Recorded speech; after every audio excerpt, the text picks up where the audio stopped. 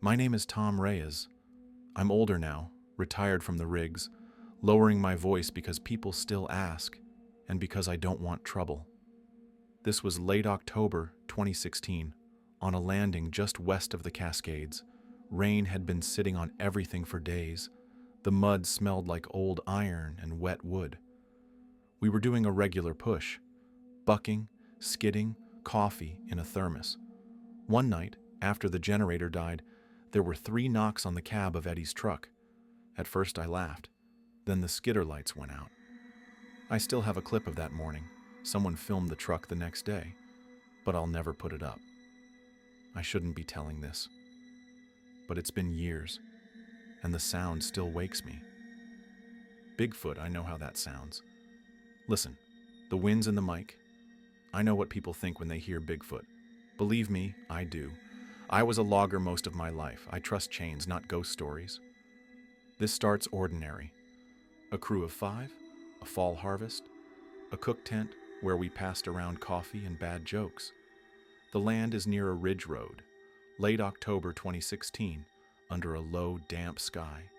Small wrong things start piling up. A snapped chain, a bucket of apples pushed off a stump, a low whoop in the middle of the night. We chalked it up to raccoons, to kids, to alcohol. But then the skidder came back with gouges along the fender, like something had run a palm down metal, and Eddie swore he heard 3 hard knocks on his truck at 2 a.m.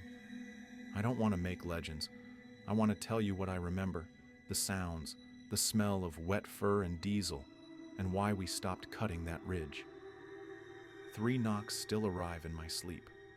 Late October 2016. The logging landing sat just west of the Cascades, where the ridge road cuts through stands of Douglas fir so thick you can't see the sky until noon. I'd been running crews for almost 20 years by then. Knew the smell of wet bark and chainsaw oil better than I knew my own kitchen. We had 5 of us that season. Me, Eddie, Derek, Morris, and a kid named Sam who'd just come up from Eugene. The morning started the way they all did. Generator humming under a blue tarp, headlamps leaning against a stump, a woven basket of apples someone had brought from town sitting by the cook tent, because we still believed in small comforts back then. The rain had been sitting on us for 3 days straight, turning the landing into a slick of mud and diesel runoff. Everything smelled like wet iron. Eddie was the first one up, slapping the side of his thermos to get the last of the coffee out. Steam rose in the gray light. He tapped the hood of his truck twice, habit, like knocking on wood, and said, half joking, 3 knocks last night. I looked at him. What? On the cab, around 2. 3 hard knocks, like someone testing if I was awake. Derek laughed from the cook tent. You got raccoons, Eddie. Or you're drinking too early. Eddie shrugged, but I saw the way his eyes flicked to the tree line. I told myself it was kids. There were hunting cabins. Deeper in, and kids got bored. It made sense. We worked through the morning, bucking, skidding, the rhythmic clank of chains against wet wood.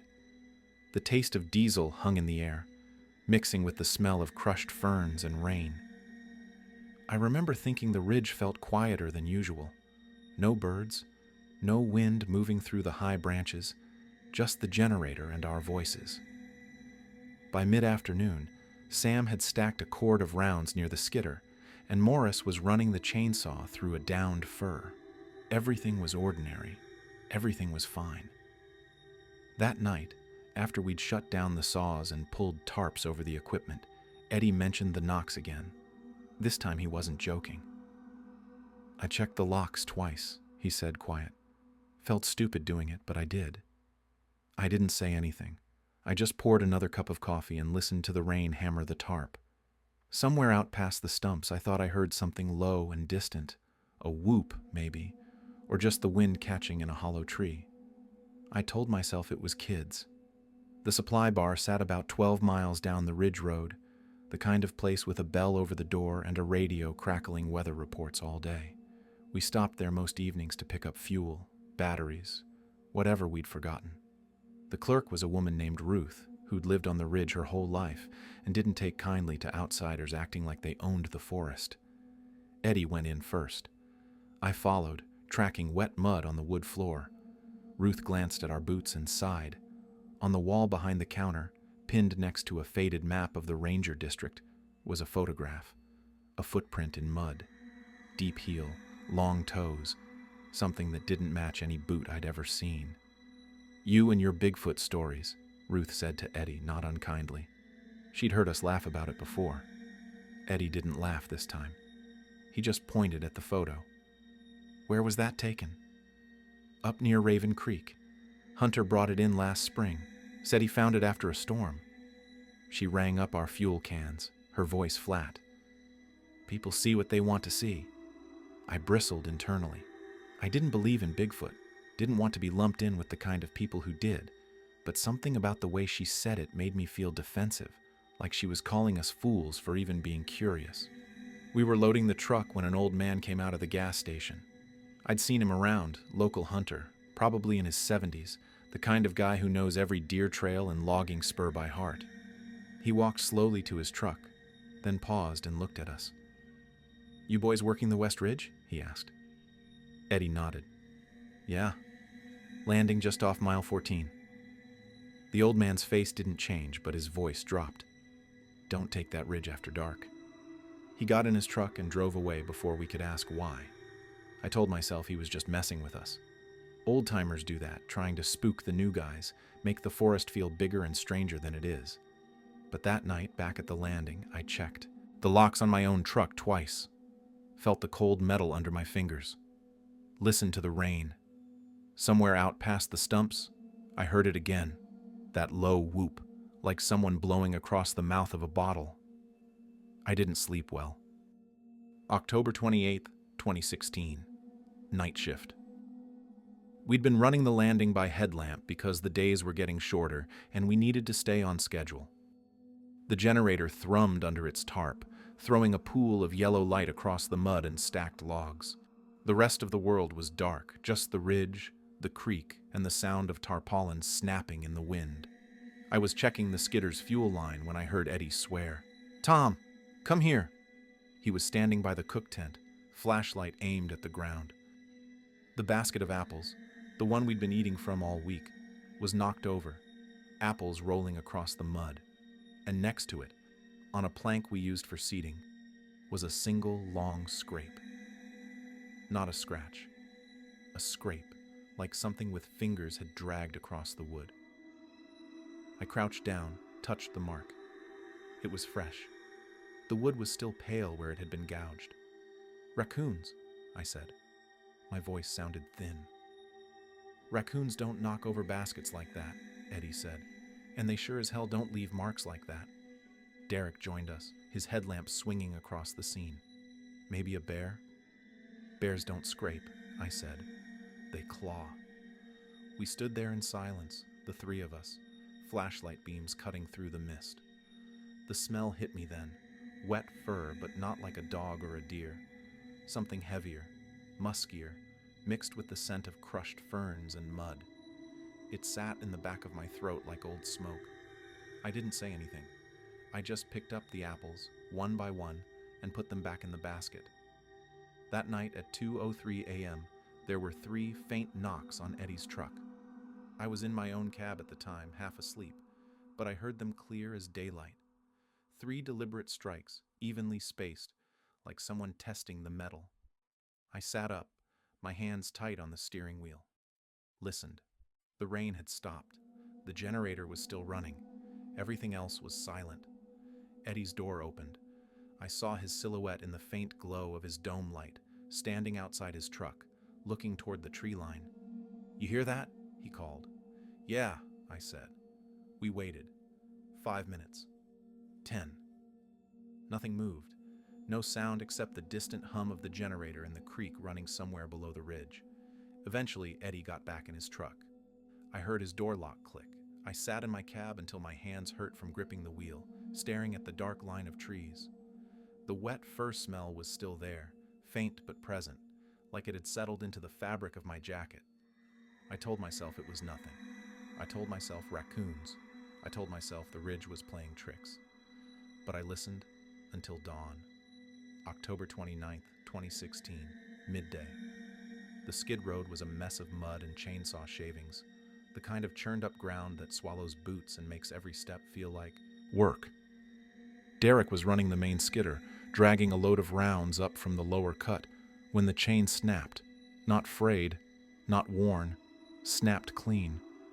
I heard the crack from 50 yards away, sharp, metallic, like a gunshot. The skidder lurched. Derek killed the engine and climbed down, swearing under his breath. That chain was new last month, he said, holding up the broken end. The metal was bright where it had split, no rust, no obvious flaw. This doesn't just happen. I crouched next to him, ran my fingers over the brake. He was right. Chains wear out slowly, link by link. They don't snap clean in the middle unless something's wrong with the load or the angle, and neither applied here. Maybe it caught on something, I said, but I didn't believe it. While we were hauling the broken chain back to the landing, Morris discovered the wrench was missing. The big adjustable we kept in the main toolbox, gone. We tore through the truck bed, checked every compartment. Nothing. Someone's messing with us, Morris said. He was younger, maybe 25, and he said it like he wanted to fight whoever it was.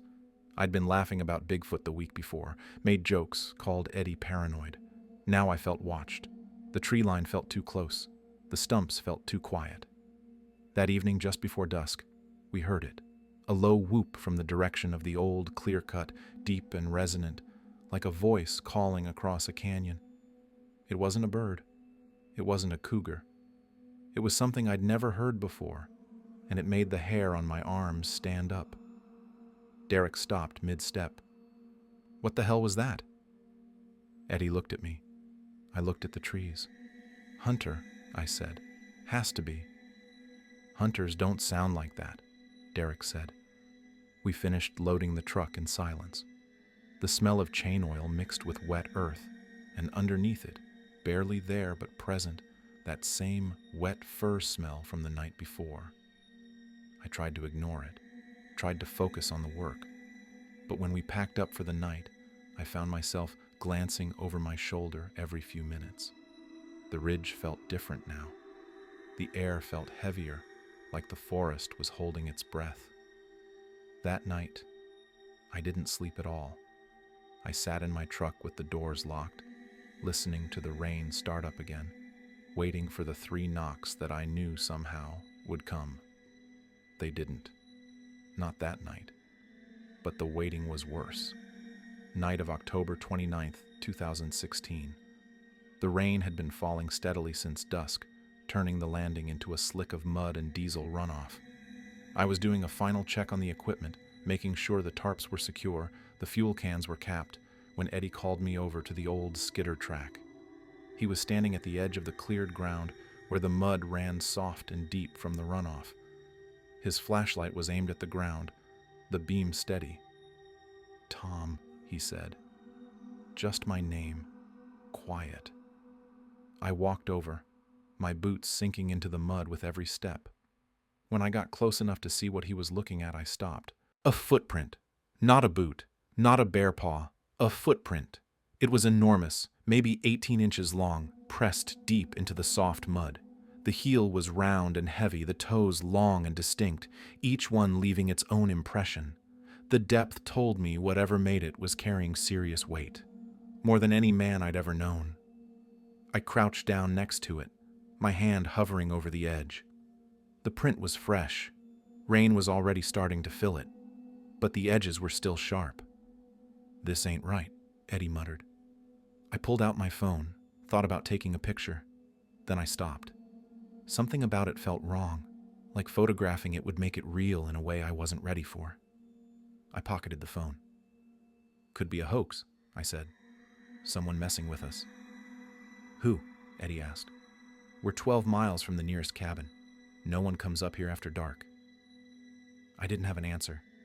The print led toward the ridge, following the tree line for maybe 20 feet before disappearing into the undergrowth.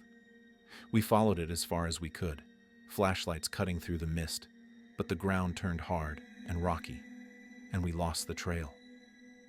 At the edge of the trees, I put my hand on the bark of a Douglas fir. The wood was warm, not hot, but warm, like something large and alive had been resting against it. I could feel a faint pulse, slow and steady, like a heartbeat or a breath held too long. The wet fur smell was stronger here. It filled my nose, my lungs sat heavy in my chest. Eddie stepped back. "We should go." I nodded, but I didn't move right away.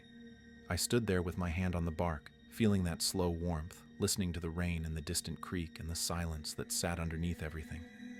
I whispered, "What are you?" No answer. Just the rain. We walked back to the trucks. Eddie locked his doors. I locked mine. We didn't talk about it, didn't compare notes. We just sat in the dark, engines off, waiting for morning. Somewhere out on the ridge, I thought I heard that low whoop again, distant, questioning, like something calling to see if we were still there. I didn't answer. October 30th, 2016, 2:01 a.m. The generator coughed once, twice, then died. The lights went out all at once, the floods by the cook tent, the work lights strung between the trucks, even the small lamp Eddie kept running in his cab. The landing went dark, and the silence that followed felt like a weight pressing down on us. I sat up in my truck, heart hammering. Checked my phone. The screen glow was the only light left, casting blue shadows across the inside of the cab. Outside, I could hear the others stirring, doors opening, voices low and tight. "Generator's out," Derek called. "I'll check it," I said, though I didn't want to. I grabbed my flashlight and climbed out, my boots sinking into the mud. The air was cold and still, the kind of stillness that comes before something breaks. No wind, no rain, just the dark and the ridge pressing in from all sides. The generator sat under, its tarp, silent. I lifted the cover, checked the fuel line, the spark plug, the connections. Everything looked fine. I pulled the starter cord once, twice, 3 times. Nothing. "It's not the fuel," I said. "It just died." Eddie was standing a few feet away, his flashlight aimed at the tree line. "You hear that?" I stopped, listened, breathing, low, steady, rhythmic. It was coming from somewhere past the trucks, out near the edge of the clearing. Not human breathing, too deep, too slow, like the lungs behind it were the size of oil drums. I checked the locks on my truck twice, felt the cold metal, said a prayer I hadn't said since my mother died, something formless and desperate. Morris came out of the cook tent, his phone screen lighting his face from below. "What's going on?"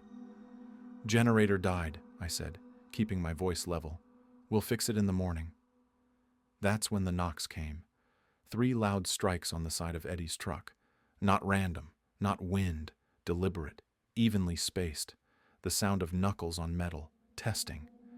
Eddie spun toward his truck, flashlight swinging. "What the hell?" Another sound, breathing through the vents of the cab, low and steady, like something was standing right next to the truck, close enough to fog the glass. I felt my stomach drop. My hands shook as I aimed my flashlight toward Eddie's truck, but the beam didn't reach far enough. Just mud and shadow and the faint outline of metal. "Everyone get in your trucks," I said. "Lock the doors. Don't come out until morning." We scattered. I heard doors slamming, locks clicking. I climbed into my own cab and sat there in the dark, phone screen the only light, listening. The breathing continued for another 10 minutes. Then it stopped. Then silence. I told myself it was wind. I told myself the generator had vapor locked and the knocks were just the metal cooling. I told myself a dozen reasonable things, and I didn't believe any of them. I sat there until dawn, staring at the tree line, waiting for the 3 knocks to come again. They didn't, but I knew they would. October 31, 2016, pre-dawn. The skidder was found on the loop road, maybe 200 yards from the main landing. I'd sent Morris out to move it closer at first light, but he came back on foot, his face pale. "Tom," he said, "you need to see this." I followed him down the skid road, Eddie and Derek behind me. The sky was the color of old steel, the sun not quite up yet, just a faint glow behind the ridge. The air smelled like wet bark and cold mud. The skidder sat crooked on the road, its front end angled toward the ditch. At first I thought Morris had just stalled it. Then I saw the gouges. Deep scratches ran down the driver's side, 4 parallel lines carved into the yellow paint and metal underneath. They started near the roof and dragged all the way to the running board like someone or something had run their hand down the length of the machine. I put my fingers in the grooves. They were wide, too. Wide for human fingers, and the metal underneath was bright where it had been scraped clean. "Who did this?" Derek asked, but his voice had no conviction. Eddie crouched by the running board, his flashlight aimed at a smear of mud on the step. It wasn't just mud. It was shaped like a handprint, long fingers, a wide palm, pressed into the dirt and oil like someone had leaned against the skidder for support. The wet fur smell was everywhere. It clung to the cab, the seats, the dashboard. I opened the door, and it hit me like a wall, musky, heavy, the smell of something alive and wild and too close. I stepped back, my stomach turning. From the ridge, we heard it, a low whoop rising and falling in 3 distinct notes. Not aggressive, not a threat. Just a sound, like a question asked across a distance. Eddie looked at me. "Tom." "Don't," I said. "Don't say it." But I said it. I said the word I'd been avoiding for days, the word I hated using because it made me sound like the kind of person who believes in things that don't exist. Bigfoot. I said it like I hated it, like it burned my mouth. Derek laughed, but it was hollow. "Come on, man. You don't actually—" "Look at the gouges," I said. "Look at the handprint. Tell me what else does that." No one answered. We stood there in the gray light, staring at the skidder, the smell of wet fur and diesel mixing in the air. The ridge was silent now, the whoop fading into memory. I climbed into the skidder, checked the ignition. The engine turned over fine. Nothing mechanical was broken, just the scratches, just the smell. I drove it back to the landing, my hands tight on the wheel, trying not to think about what had been standing close enough to touch it. Trying not to think about Bigfoot. Night of October 31st, 2016. Morris didn't come back. We were at the edge of the stump field, finishing up the last load before dark, when Morris said he was going to check the fence lines along the property boundary. It was something we did every few days, making sure hunters hadn't cut through, checking for fallen trees. He grabbed a flashlight and walked toward the tree line. That was around 5:30 p.m. By 7:00 p.m., he still wasn't back. I called his phone. No answer. Called again.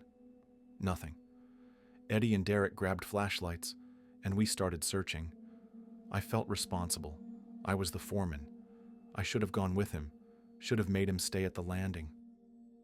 The ground pulled at my feet as we walked, mud sucking at my boots, making every step feel like it was dragging me down.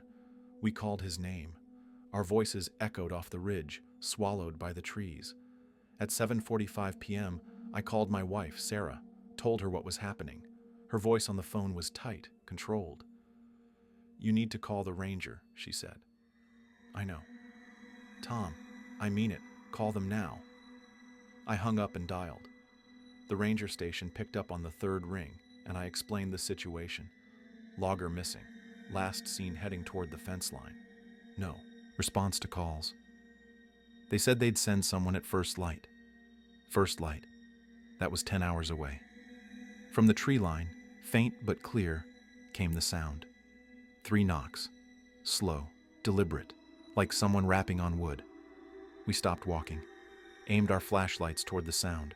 The beams cut through mist and shadow, catching nothing but trees and undergrowth. "Morris?" I called. No answer. We kept searching. Swept the fence line, the old skid roads, the stumps. Nothing. My flashlight beam felt too small. The darkness, too big. Every shadow looked like movement. Every sound felt wrong. At 9:30 p.m., Morris walked out of the trees. He was silent. His jacket was covered in mud, his boots caked in wet leaves. He smelled like wet fur and crushed ferns, the same smell that had been haunting the landing for days. "Morris," I said, stepping toward him, "where the hell have you been?" He looked at me, and his eyes were empty. Not scared, not angry. Just empty, like he'd seen something that had taken all the words out of him. "I'm fine," he said. His voice was flat.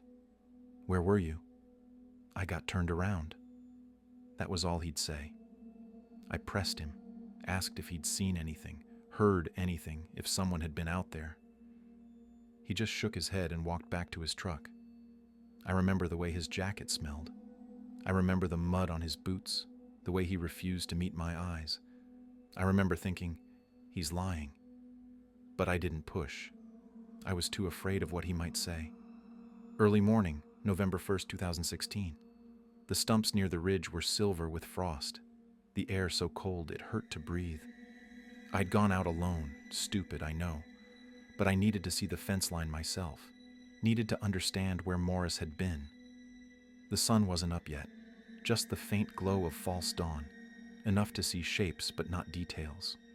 My breath came out in clouds, and the only sound was my boots crunching through frost and the distant hum of the generator back at the landing. I was maybe 100 yards from the tree line when I saw it.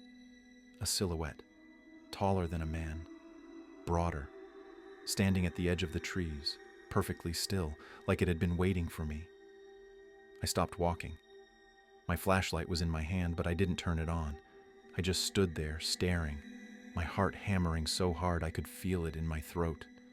The silhouette shifted, a slow exhale, visible in the cold air, a cloud of breath rising into the gray light. The sound was low, rumbling, like distant thunder. I raised my flashlight. My hand shook. The beam caught the outline, broad shoulders, a head tilted slightly to one side, watching. I felt like I was intruding, like I'd walked into someone's home uninvited. The wet fur smell filled my lungs, mixing with the cold air and the scent of frozen earth. It was overwhelming, almost suffocating, but not unpleasant. Just present, like the smell of the forest itself had condensed into a single point. The silhouette took 3 steps forward, not aggressive, slow, deliberate, like it was testing me. Then it let out a low whoop, not loud, not threatening. It sounded like a question. I whispered, "Please." I don't know why I said it. Maybe I was asking it to leave. Maybe I was asking it to stay. Maybe I just needed to say something, to break the silence that was crushing me. I whispered the word then, Bigfoot. Not like a joke, not like a legend, like a name. The silhouette stood there for another moment, perfectly still. Then it turned and walked back into the trees, slow and unhurried, each step deliberate. I heard branches moving, the crunch of undergrowth, and then nothing. I stood there until the sun came up, my flashlight still in my hand, staring at the space where it had been. When I walked back to the landing, Eddie was waiting by the trucks. He took one look at my face and asked, "You saw it, didn't you?" I nodded. "What do we do?" he asked. I didn't have an answer. I just climbed into my truck, sat there with the doors locked, and tried to remember how to breathe. The name sat in my chest like a stone. Bigfoot. Not a myth, not a story. Something real, something I'd seen with my own eyes, and I didn't know what that meant. Night of November 1st, 2016, around midnight. The rain came back hard, pounding the tarp over the cook tent, turning the landing into a churning mess of mud and runoff. I was in my truck, trying to sleep, when I heard the first crash, metal on metal, loud enough to cut through the rain. I grabbed my flashlight and climbed out, boots sinking into the mud. Eddie and Derek were already outside, their lights sweeping across the landing. The skidder was disabled. The lines were torn, not cut. Torn, hanging loose like severed arteries. The metal fender was bent inward, the kind of damage that takes serious force. Mud was smeared across the cab, thick and dark. "What the hell?" Derek started, but I cut him off. "Everyone stay together." We moved as a group, flashlights cutting through the rain, checking the equipment. The chainsaw rack had been knocked over. A fuel can was dented, leaking diesel into the mud. And on a stump near the tree line, folded carefully, was one of Morris's jackets. Not thrown, not dropped. Folded. I walked over, picked it up. The fabric was cold and wet, smelling like crushed apples and wet fur. "Why is that here?" Eddie asked. I didn't answer. I was staring at the stump, at the way the jacket had been placed so carefully, like an offering or a warning. From the tree line came the sound of something heavy moving through the undergrowth, branches snapping, footsteps, slow, deliberate, too heavy to be human. We ran toward the noise, flashlights swinging wildly. I felt responsible for the crew, for the equipment, for the ridge itself. I had to see, had to know. The beams caught movement, a shadow pulling back into the trees, something large, something that moved with the weight and grace of a bear but walked upright. Then I saw it, a hand, not a paw, a hand, long fingers curled, around the trunk of a fir, holding on like someone steadying themselves. The light caught it for just a second, dark skin, knuckles, the suggestion of a palm, and then it was gone. 3 knocks came from behind us. We spun around, lights aimed at a fallen log near the edge of the clearing. The sound echoed off the ridge, deliberate and unmistakable. The wet fir smell was everywhere now, mixing with the crushed apples that had spilled from the cook tent, with the diesel and the rain and the mud. I stood there, flashlight shaking in my hand, and I understood. This wasn't an attack. This was a message.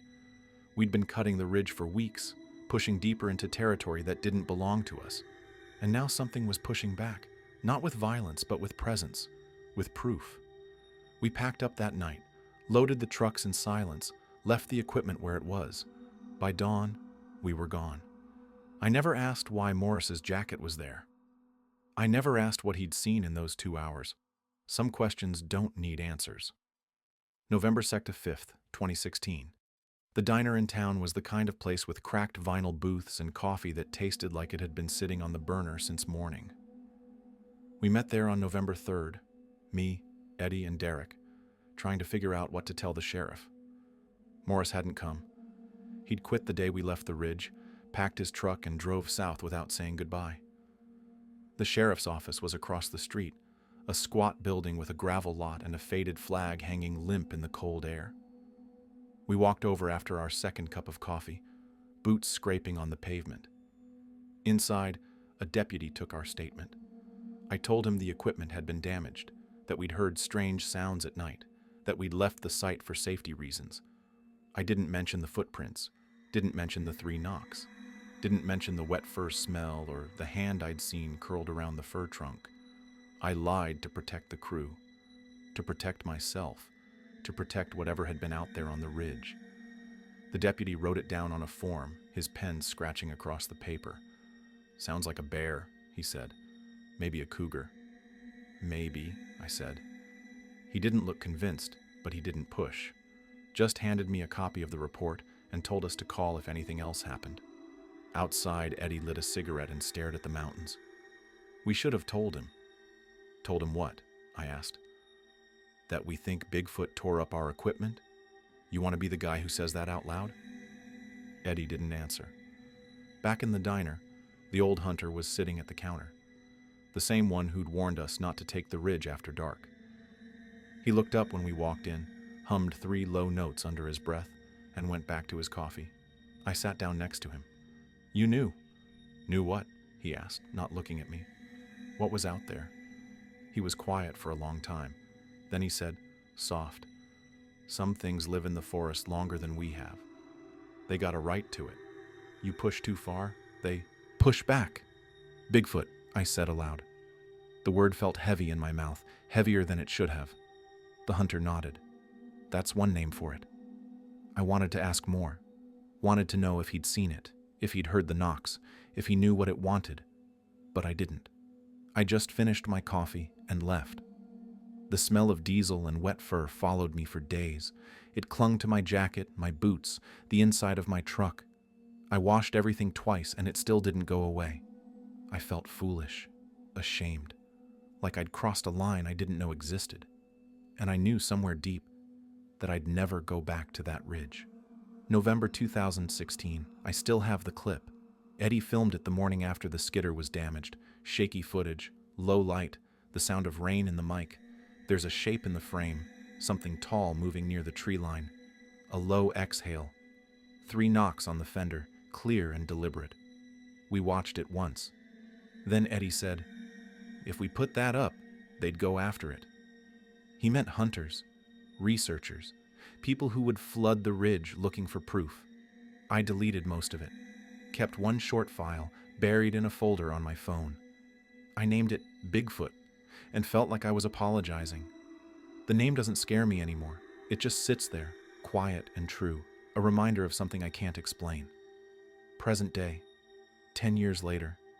I'm on my porch now, late autumn again, and the wind sounds the same. The porch light flickers like the skidder lights used to. I glance at the tree line and see a basket, apples, left there every fall, though I never see who brings them. I visit the ridge sometimes, leave a single apple by the old stump, check the porch light 3 times before bed. The wet fur smell comes back in memory, faint but present. The 3 knocks echo like a heartbeat, steady and sure. I say the name softly now. Bigfoot. I mean it like a person's name, like respect. I still hear the knocks at night. I don't fight them anymore.